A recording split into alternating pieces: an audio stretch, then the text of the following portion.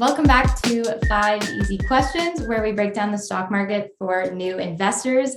Today, I am talking to the CEO and director of EarthRenew, Keith Driver. Thank you so much for joining me again. It's good to be back. It's been over a year since we last spoke in March, which is insane. I'm going to link, I'm going to ask the guy who edits this to link our first interview there, if anyone wants to learn more.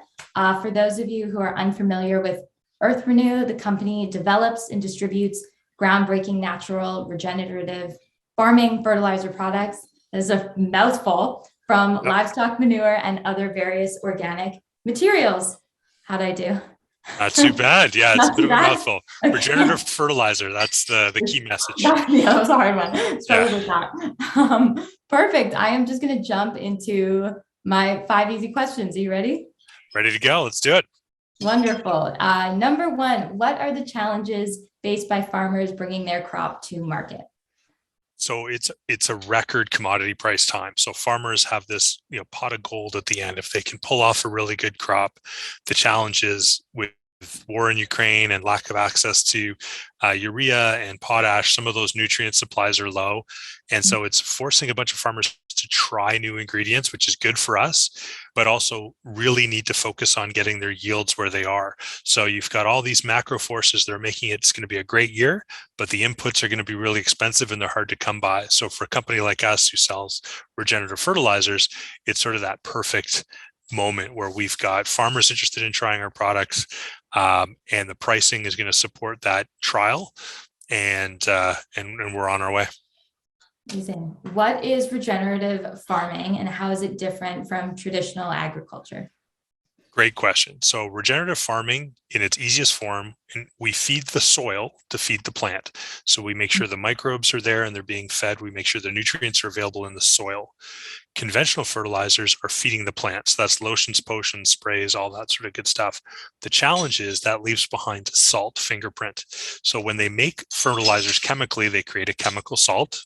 Apologies for all those having a chemistry flashback moment, but it creates a chemical salt, and that salt is actually killing the soil. So the more fertilizer you put down, the more yield you get, but the worse the soil health is. So next year you got to put more salt on and more fertilizer on, and it just compounds. So we're actually going the other way, which is say, as opposed to putting salts down, put carbon, organic carbon down, create a carbon sink for GHG emissions in your soil.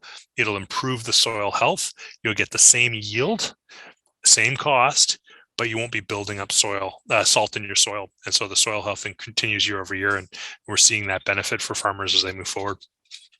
And kind of following that line of thought, how does raw livestock waste impact the environment? So when it's not properly managed, that raw manure can wash into streams and wash where it's not supposed to. So flooding events, things like that are commonplace, tend to move those nutrients to where they're not needed. By taking those fertilizers, and for us, we put it in a blended compost, so it's biologically active, and we're moving those fertilizers to where they're actually needed, and they basically become a slow release in the soil as opposed to being on the surface just washing off. They stay in the soil, build the soil, and the soil then increases its capacity to take and hold those nutrients as opposed to letting them run off. The thing to think about is 70% of the nitrogen that a farmer puts down doesn't get to the plant, it just washes off. So if you can find a way to put slow release nitrogen down on, more of it's available, which means less of it's running off. It's better for the farmer, better for the waterway, and better for the environment. And for my most eloquent question to date, how does EarthRenew turn cow poo into something farmers can use to fertilize their crops?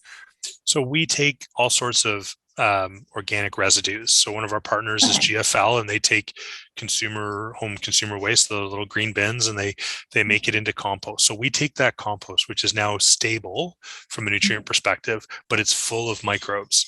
We take that and we combine it with the mineral fertilizer elements that the soil needs. And those microbes break down that fertilizer from the raw source and make it available for the plant in a way that's water soluble. Synthetic fertilizers are made to be water soluble, but that's why if it rains, they all wash away. Whereas for us, they're slowly being released by those microbes all the time. So they're only available in really small quantities, but consistently through the crop growing cycle. And that's where that sort of biochemistry, chemistry piece comes together to increase the value for the farmer for their dollar spent on fertilizer. And my last question, what are the fastest growing regenerative farming regions? Ooh, that's a tough one. We're seeing it a little bit everywhere. With this changeover in demographic of farming, with the increase in salinity in soils, it used to be, oh, well, just the new farmers are coming along and they're interested in new ways. What we've done is take that fertilizer, put it in a granule so it looks and smells the same and flows the same and goes through the same piece of equipment as the experienced older farmer would suggest and want. And so we're making it available. So as opposed to asking them to change, really we've upgraded the form in which we deliver those into the granule. And that's where we're investing. And that's where we're seeing the big growth in our business is in that granule. And that makes it so that they don't really have to make much of a choice. It's either with salt or without salt, and the yield's going to be the same. And farmers, time over time, even the hardened ones, will eventually just agree that the no salt is better. Oh, amazing. And now I just have a quick rapid fire round for you. Go for it. Awesome. Pop or juice? I'm a pop guy, and I don't know why. I think it's because I didn't get it as a kid, and so now I have a fairly unhealthy addiction to Diet Pepsi. Oh my gosh, I'm the exact same. So is my roommate. What is the last thing you do in the evening? Oh my goodness. The last thing I do in the evening, check on my bike. I'm paranoid. I had a bike stolen last year and I love my bike. It's an unhealthy love. I'm actually coming out to Whistler to bike this summer. And I think my horror story is that my bike gets stolen again before I can make it out to Whistler. Yeah. Oh no. What is your favorite pastime? Well, I think I spoiled that one with biking. So I got the biking, and then I actually bought my first snowboard in like 15 years, and I got back into it this year, and I just absolutely, it was a good season. I mean, it wasn't epic or anything like that, but for me, it was just like the perfect season. And at 40 some odd years of age, I went back to the hockey camp and I started playing hockey. So right now I'm a man of all passions, but it's all physical fitness and getting out there. That's amazing. Whistler is really the place to be for you. Got it. One day. Yeah. What is your favorite pastime? My favorite pastime right now, I would say, like, if I had to pick, it's hockey, because my mother's Jamaican and my dad was English. So I never got to go play hockey as a kid. And I know I'm a little outside the demographic for making the NHL, but like, I'm really enjoying being out there, and I look like an absolute goof on skates, but I'm laughing and having a great time the whole time. So that's a good, yeah. So what was your childhood hero? Oh, my childhood hero. I worked at a camp, and it was a camp for kids who were at risk in Toronto, and it was this camp just in further up in Northern Ontario.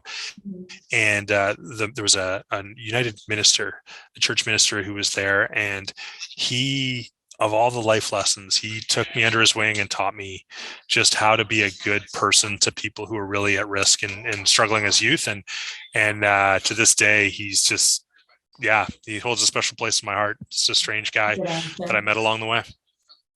If you could go anywhere in the world for a vacation, where would it be?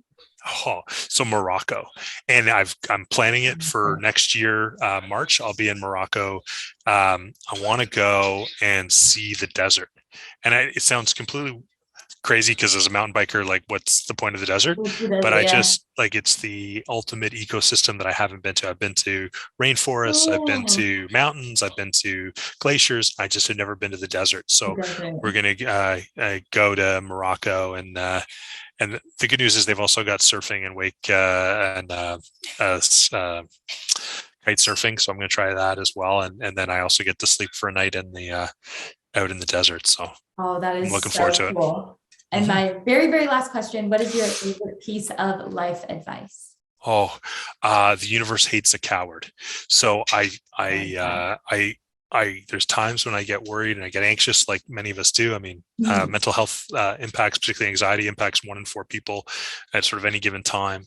And I just remind myself that in those moments where I'm feeling a little bit anxious, that actually that's what the world is looking for, is for leaders to step up and step a little cautiously into the unknown and embrace that unknown and pull it out. So the universe hates a coward. And I don't know exactly what that means in real English terms, but to me, that just means be courageous and hold true and move forward.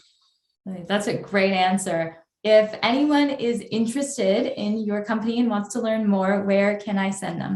Sure. So EarthRenew.ca or replenishnutrients.com. We trade on the CSE under the best tagline ever of ERTH.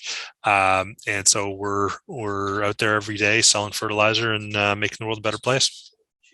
Wonderful. Thank you so much for coming back on the show. And I hope I get to talk to you again soon, maybe when you're in Morocco. Wouldn't that be nice? Thanks. Thanks, Maddy. Talk to you soon. Cheers. Bye. Bye.